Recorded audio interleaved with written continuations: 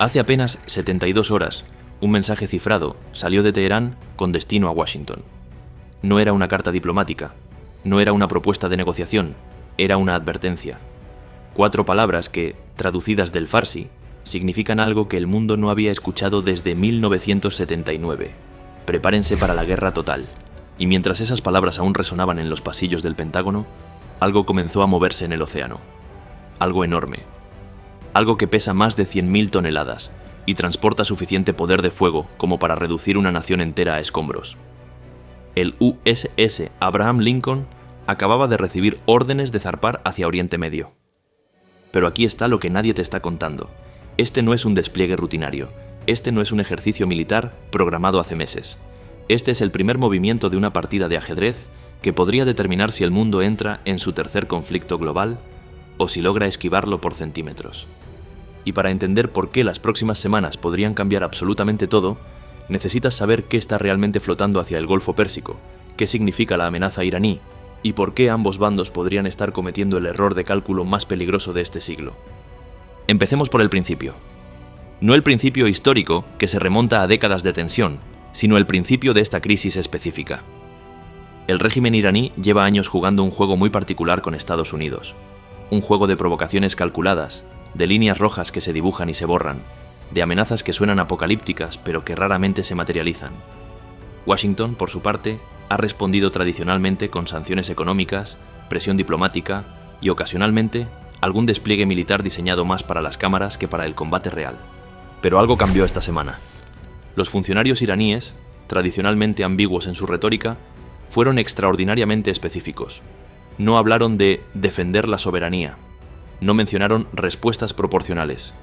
Utilizaron un término que los analistas militares no habían escuchado desde la guerra Irán-Irak de los años 80. Guerra a gran escala. Cuando un régimen que controla el estrecho de Hormuz, por donde transita el 20% del petróleo mundial, habla de guerra a gran escala, el planeta entero debería prestar atención. ¿Qué significa exactamente esa expresión? Significa que Irán no está amenazando con lanzar un misil y luego sentarse a negociar. Está diciendo que si Estados Unidos cruza ciertas líneas rojas, la respuesta no será limitada a una zona geográfica, será regional, será simultánea, será diseñada para infligir el máximo daño posible antes de que cualquier mesa de negociaciones pueda siquiera instalarse. Y eso nos lleva a la pregunta que todo el mundo se está haciendo. ¿Qué líneas rojas? Teherán no las ha definido públicamente, y esa ambigüedad es parte de la estrategia. Cuando tu enemigo no sabe exactamente qué acción desencadenará tu respuesta más brutal, cada movimiento que hace se convierte en una apuesta. Cada buque que desplaza, cada avión que despega, cada declaración que emite podría ser el detonante. Es disuasión mediante incertidumbre. Y es extraordinariamente peligroso. Ahora hablemos del Abraham Lincoln, porque llamarlo simplemente portaaviones es como llamar a un tsunami una ola un poco grande.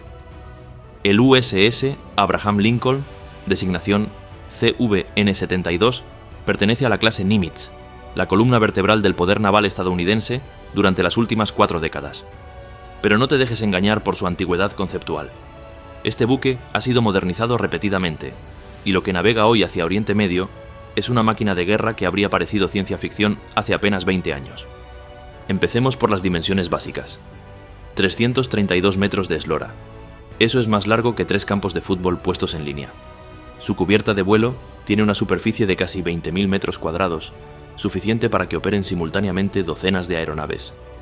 Desplaza más de 100.000 toneladas cuando está completamente cargado, lo que lo convierte en uno de los objetos móviles más pesados jamás construidos por el ser humano. Pero el tamaño es solo el principio. El Abraham Lincoln funciona con 2 reactores nucleares, A4W, que generan suficiente energía como para alimentar una ciudad mediana. Esta propulsión nuclear significa que el buque puede operar durante más de 20 años sin necesidad de repostar combustible. Puede cruzar océanos enteros, permanecer en zona de operaciones durante meses, proyectar poder aéreo las 24 horas del día, los 7 días de la semana, y hacerlo todo sin depender de ninguna base terrestre aliada. En términos estratégicos, esto es revolucionario. Un portaaviones nuclear es territorio estadounidense flotante. Es soberanía americana que puede aparecer en cualquier punto del planeta donde haya agua suficientemente profunda. Y cuando llega, trae consigo toda la fuerza del complejo militar más poderoso de la historia humana. Un portaaviones sin aviones es simplemente un blanco muy grande y muy caro.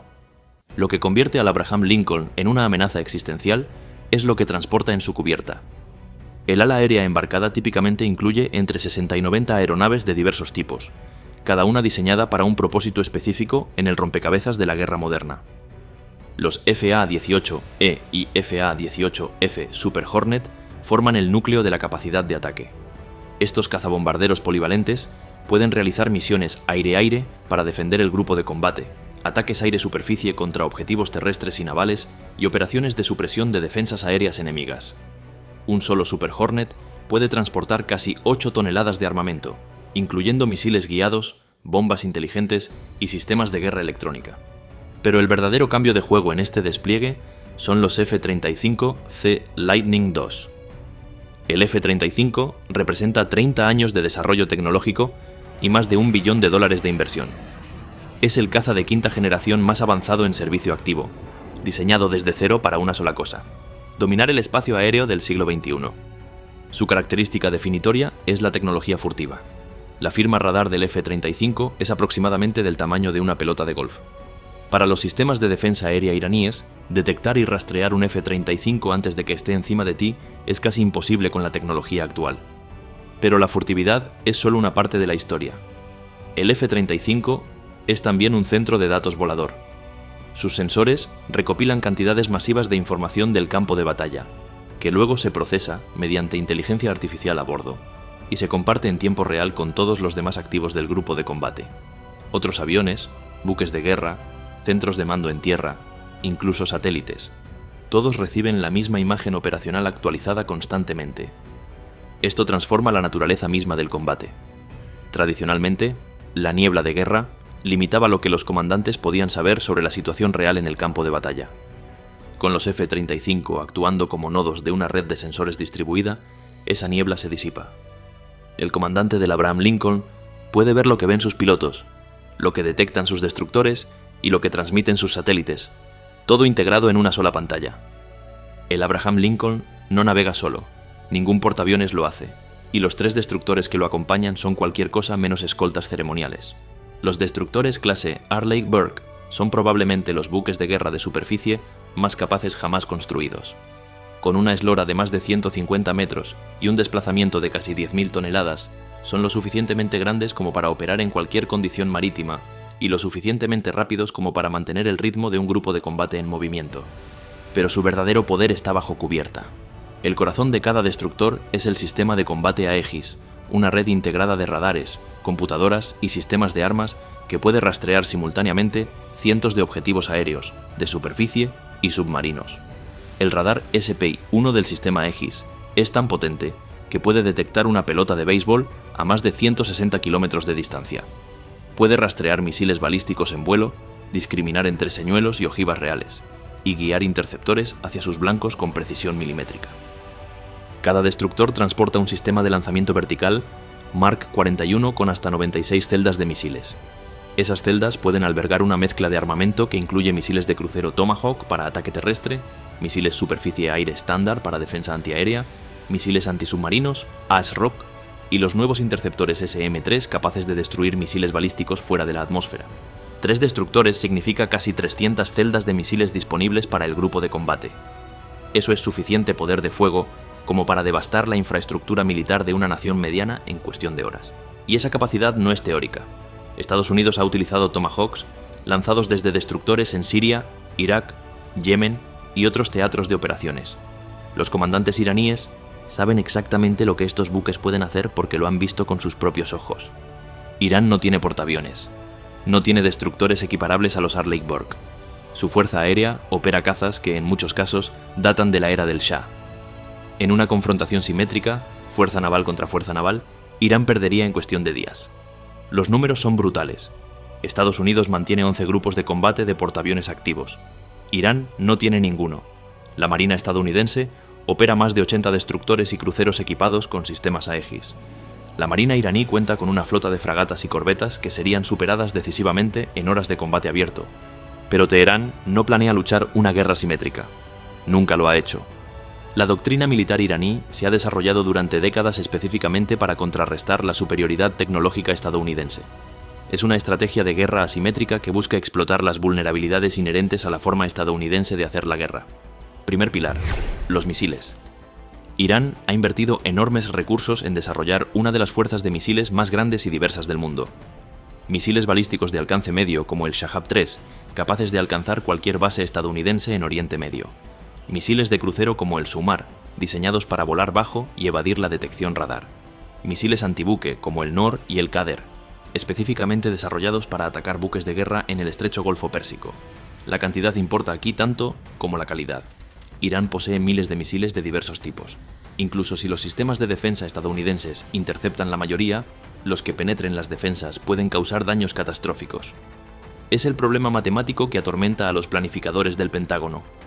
Defender contra misiles es extraordinariamente caro, mientras que producir más misiles es relativamente barato. Segundo pilar: las lanchas rápidas. La Guardia Revolucionaria iraní opera una flota de cientos de embarcaciones pequeñas y rápidas, armadas con torpedos, misiles y a veces simplemente explosivos. En aguas confinadas del Golfo Pérsico, estas lanchas pueden atacar en enjambres, saturando las defensas de buques mucho más grandes. Es la táctica del mosquito contra el elefante. Ningún mosquito individual es una amenaza, pero 1000 de ellos atacando simultáneamente son otra historia. Tercer pilar: los drones. Irán ha desarrollado una industria de drones sorprendentemente sofisticada, exportando sus diseños a aliados en Yemen, Líbano e Irak. Drones como el Shahed 136 son baratos de producir, difíciles de detectar y pueden ser lanzados en cantidades suficientes como para abrumar sistemas de defensa diseñados para enfrentar amenazas individuales de alta gama. Cuarto pilar: los proxies. Irán no está solo. Hezbollah en Líbano, las milicias chiitas en Irak, los hutíes en Yemen. Todos estos grupos reciben financiación, entrenamiento y armamento iraní. En caso de conflicto abierto, Irán podría activar simultáneamente múltiples frentes, forzando a Estados Unidos a dispersar sus fuerzas y defenderse en una docena de lugares al mismo tiempo. La red de proxies iraní es posiblemente su activo estratégico más valioso. Hezbollah por sí solo dispone de un arsenal de más de 150.000 cohetes y misiles, muchos de ellos capaces de alcanzar cualquier punto de Israel. Los hutíes han demostrado capacidad para atacar infraestructura petrolera saudí y buques comerciales en el Mar Rojo. Las milicias iraquíes han hostigado bases estadounidenses con regularidad. Activar todos estos frentes simultáneamente convertiría cualquier conflicto localizado en una conflagración regional de dimensiones impredecibles. Esta es la guerra a gran escala de la que habla Teherán.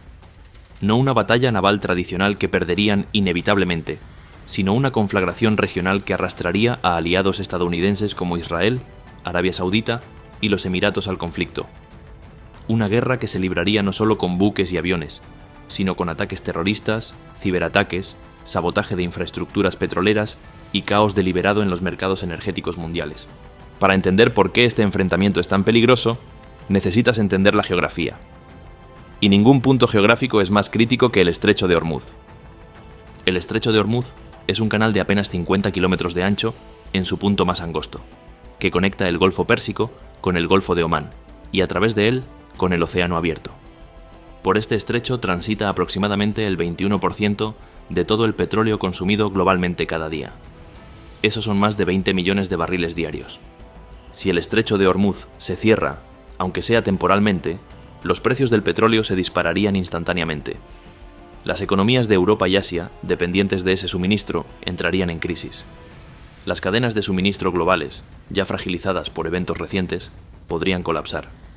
El impacto económico haría que la crisis financiera de 2008 pareciera un tropiezo menor. Irán lo sabe, y ha posicionado sus capacidades militares específicamente para amenazar el tráfico a través del estrecho.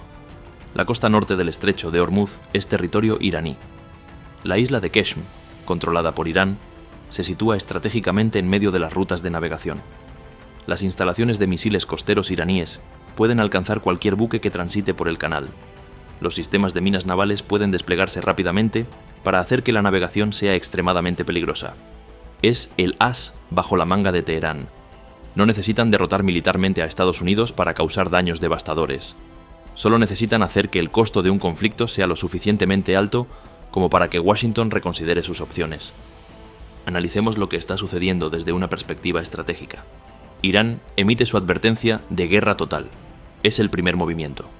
Un movimiento diseñado para establecer costos percibidos, para comunicar que la escalada tendrá consecuencias que van mucho más allá de lo que Estados Unidos podría anticipar o desear. Estados Unidos responde desplegando el Abraham Lincoln. Es el segundo movimiento. Una demostración de fuerza diseñada para comunicar que Washington no será intimidado, que tiene los medios para responder a cualquier agresión y que está dispuesto a utilizarlos. Ambos movimientos son, en esencia, comunicación. Son mensajes enviados no solo al adversario, sino también a audiencias domésticas, a aliados, a mercados financieros, al mundo entero. Cada gobierno está intentando moldear las percepciones, establecer credibilidad y posicionarse para los movimientos siguientes. Lo fascinante de este intercambio es que ambos bandos están jugando para múltiples audiencias simultáneamente. El gobierno iraní necesita parecer fuerte ante su propia población y ante sus aliados regionales.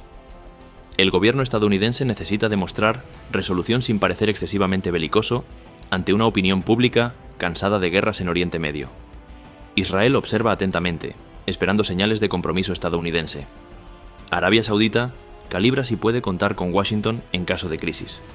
Cada movimiento en este tablero tiene consecuencias diplomáticas, económicas y políticas que van mucho más allá del ámbito puramente militar. Pero aquí está el problema con este tipo de señalización. Puede fallar de dos formas completamente opuestas. Primera forma de fallo: el mensaje no se toma en serio. Si Irán interpreta el despliegue del Abraham Lincoln como un bluff, como una mera demostración sin voluntad real de actuar, podría sentirse envalentonado para cruzar líneas rojas que de otro modo habría respetado. La disuasión solo funciona si el adversario cree genuinamente que las amenazas se materializarán. Segunda forma de fallo: el mensaje se toma demasiado en serio. Si Teherán interpreta el despliegue como preparación para un ataque inminente, podría decidir que la mejor defensa es atacar primero. Esto es lo que los teóricos de la seguridad llaman el dilema de seguridad. Acciones defensivas son percibidas como ofensivas por el adversario, que responde con acciones propias que el primer actor también percibe como ofensivas, generando una espiral de escalada que ningún bando quería inicialmente. La historia está plagada de guerras que comenzaron así. Agosto de 1914 es el ejemplo clásico. Movilizaciones militares diseñadas para disuadir se interpretaron como preparación para atacar, desencadenando contramovilizaciones que hicieron inevitable un conflicto que ninguna gran potencia había buscado activamente. Más recientemente, la Guerra de los 6 Días en 1967 ofrece otra lección relevante. Las movilizaciones egipcias en el Sinaí, probablemente diseñadas como señalización, fueron interpretadas por Israel como preparación para un ataque inminente. El resultado fue un ataque preventivo israelí que cambió permanentemente el mapa de Oriente Medio. La pregunta que nadie puede responder con certeza es si estamos más cerca de 1914, de 1967 o de las innumerables crisis que finalmente se resolvieron sin conflicto abierto. Cada situación es única, pero las dinámicas subyacentes de percepción errónea, presión temporal y espirales de escalada son deprimentemente familiares. Los buques y los aviones no toman decisiones. Las personas sí. Y en momentos de máxima tensión, las decisiones humanas pueden ser brillantes o catastróficas, a menudo determinadas por factores que poco tienen que ver con la racionalidad estratégica fría. Considera la siguiente situación hipotética, completamente plausible dado el despliegue actual. El Abraham Lincoln está operando en el Golfo de Omán, justo al este del estrecho de Hormuz. Una lancha rápida iraní se acerca a uno de los destructores escolta. Las reglas de enfrentamiento estadounidenses permiten acciones defensivas si se percibe una amenaza inminente. El comandante del destructor tiene segundos para decidir. ¿Es esta aproximación agresiva o simplemente una provocación del tipo que los iraníes han realizado docenas de veces en el pasado? Si dispara y la lancha no representaba una amenaza real, acaba de iniciar una guerra. Si no dispara y la lancha estaba efectivamente cargada de explosivos, acaba de perder su buque y cientos de vidas. Este es el nivel de presión bajo el que operan comandantes militares cuando dos fuerzas armadas hostiles están en proximidad cercana. Y no hay forma de eliminar completamente el riesgo de error. En 1988, el USS Vincennes derribó un avión civil iraní, el vuelo 655 de Iran Air, matando a 290 personas. El comandante del Vincennes creyó genuinamente que estaba siendo atacado por un F-14 iraní. Estaba equivocado. Fue un error trágico cometido bajo presión extrema, con información incompleta, en un entorno donde los segundos contaban. Ese incidente estuvo cerca de desencadenar una guerra abierta. Que no lo hiciera fue en parte suerte, en parte contención deliberada por ambas partes, pero no hay garantía de que la próxima crisis se resuelva igual. Este enfrentamiento no ocurre en un vacío. Sus ondas expansivas ya están afectando al sistema internacional. Los mercados petroleros están nerviosos. Cualquier interrupción del flujo a través del estrecho de Hormuz tendría consecuencias inmediatas en los precios globales de la energía. Los traders están recalculando riesgos, los gobiernos están revisando sus reservas estratégicas, las empresas energéticas están evaluando planes de contingencia. El petróleo no es simplemente una commodity más, es el lubricante de la economía global, literalmente. Un aumento significativo en los precios del petróleo se traduce inmediatamente en inflación, en costos de transporte elevados, en facturas de energía más altas para hogares y empresas. Las economías que estaban recuperándose de disrupciones anteriores podrían verse empujadas nuevamente hacia la recesión. Y no es solo el petróleo. El estrecho de Hormuz también es crítico para el comercio de gas natural licuado. Qatar, uno de los mayores exportadores de GNL del mundo, depende completamente de esta ruta para sus exportaciones. Europa, que ha diversificado sus fuentes de gas precisamente para reducir dependencia de proveedores individuales, vería parte de esa diversificación evaporarse de la noche a la mañana. Los aliados regionales de Estados Unidos están profundamente preocupados. Israel observa con particular atención, dado que un Irán nuclear representa su amenaza existencial declarada. Arabia Saudita y los Emiratos Árabes Unidos, ambos en conflicto abierto o encubierto con intereses iraníes, calibran sus propias posturas. Cada capital en Oriente Medio está intentando predecir cómo evolucionará esta crisis y cómo posicionarse. China y Rusia observan también, aunque por razones diferentes. Ambas potencias tienen intereses en que Estados Unidos se desgaste en otro conflicto en Oriente Medio. Un conflicto prolongado drenaría recursos estadounidenses, distraería la atención de Washington de otras prioridades y potencialmente debilitaría el sistema de alianzas que sustenta la hegemonía americana. Europa intenta mantener canales diplomáticos abiertos mientras simultáneamente se prepara para las consecuencias de un conflicto que devastaría sus suministros energéticos. El acuerdo nuclear iraní, del que Estados Unidos se retiró en 2018, yace moribundo pero no oficialmente enterrado, y algunos diplomáticos europeos todavía albergan esperanzas de resurrección. Este es el contexto global en el que el Abraham Lincoln navega hacia su posición operativa. No es simplemente un buque estadounidense aproximándose a un adversario regional. Es una pieza en un tablero mucho más grande, donde los movimientos de una superpotencia reverberan a través de todo el sistema internacional. Proyectemos hacia adelante. ¿Qué podría suceder en las próximas semanas y meses? Escenario optimista. La disuasión funciona. Irán interpreta correctamente el despliegue del Abraham Lincoln como señal de determinación estadounidense y decide que la provocación no vale el riesgo. Ambas partes retroceden gradualmente, canales diplomáticos se reactivan, la tensión disminuye. El mundo respira aliviado, al menos hasta la próxima crisis. Escenario intermedio. Tensión prolongada. Ningún bando escala hacia el conflicto abierto, pero tampoco ninguno retrocede significativamente. El Abraham Lincoln permanece en zona de operaciones durante meses. Las provocaciones continúan, aproximaciones de lanchas rápidas, sobrevuelos de drones, retórica incendiaria. El mundo se acostumbra a vivir al borde del precipicio, hasta que eventualmente otro evento cambia la ecuación. Escenario pesimista. Escalada no intencionada. Un incidente en el mar, una mala interpretación de intenciones, un comandante que toma la decisión equivocada bajo presión, un tiro que se dispara y luego otro, y de repente ambos bandos están en un ciclo de represalia y contrarrepresalia que ninguno quería, pero que ninguno sabe cómo detener. Escenario catastrófico. Conflicto deliberado. Una de las partes decide que el costo de esperar supera el costo de actuar. Estados Unidos lanza ataques preventivos contra el programa nuclear o la infraestructura militar iraní. O Irán, anticipando que tal ataque es inevitable, decide golpear primero. El Golfo Pérsico se convierte en zona de guerra, el estrecho de Hormuz se cierra, los aliados regionales entran en el conflicto, y el mundo enfrenta su crisis más grave desde 1962. Nadie puede predecir con certeza cuál de estos escenarios se materializará. Lo que sí podemos decir es que las decisiones tomadas en las próximas semanas, tanto en Washington como en Teherán, determinarán en gran medida hacia cuál dirección nos movemos. Mientras grabamos este análisis, el USS Abraham Lincoln continúa su travesía hacia Oriente Medio. A su lado navegan 3 destructores cargados de misiles. En sus cubiertas, pilotos y personal de mantenimiento preparan aeronaves que pueden operar en cuestión de horas. En sus entrañas, Oficiales de inteligencia procesan información en tiempo real sobre posiciones y movimientos iraníes. Al otro lado de la ecuación, comandantes de la Guardia Revolucionaria iraní revisan sus propios planes de contingencia. Baterías de misiles costeros están en alerta elevada. Lanchas rápidas patrullan las aguas del Golfo Pérsico. Unidades de drones se preparan para posibles despliegues. Ningún bando quiere la guerra, al menos no racionalmente. El costo sería demasiado alto para todos los involucrados. Pero la historia nos enseña que las guerras no siempre comienzan porque alguien las quiere. A veces comienzan porque ambos bandos creen que el otro atacará primero. A veces comienzan por errores de cálculo, por orgullo, por la incapacidad de retroceder sin perder prestigio. El margen de error se está reduciendo con cada milla náutica que el Abraham Lincoln cubre hacia su destino.